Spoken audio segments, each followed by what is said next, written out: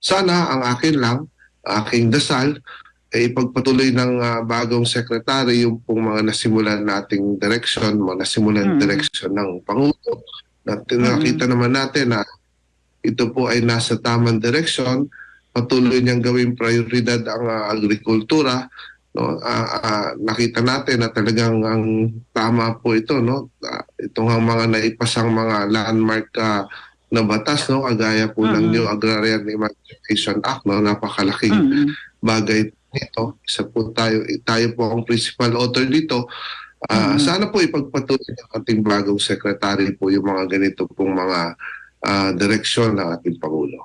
Sana matutukan ng ating bagong secretary yung pong pagsasaayos din ng RSBSA, no, yung listahan Mm. talaga ng mga Mm. ating mga magsasaka.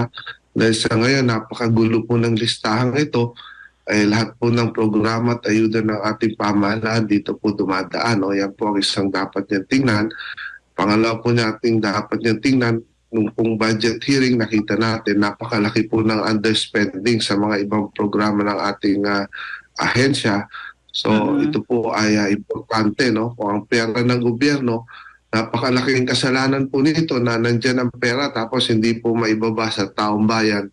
Ang dahilan po dahil sa napakaraming mga requirements na hinihingi. No? Marami tayong magagandang programa, taon-taon Mm. hinihingian ng pera sa kongreso ng ahensya. Pagkatapos ng isang taon, makikita natin hindi po nagagamit dahil po sa Mm. napakaraming requirements.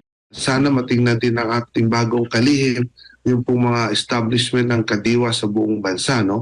Kasi gusto Mm. natin po itong institutionalize dahil ito po ang isang problema rin, yung agri-value chain, yung pagkakaroon ng kakulangan sa agri-value chain. Hindi po natin alam, pagkatapos po ng anihan, meron po tayong budget sa pre-harvest, meron tayong budget sa post-harvest.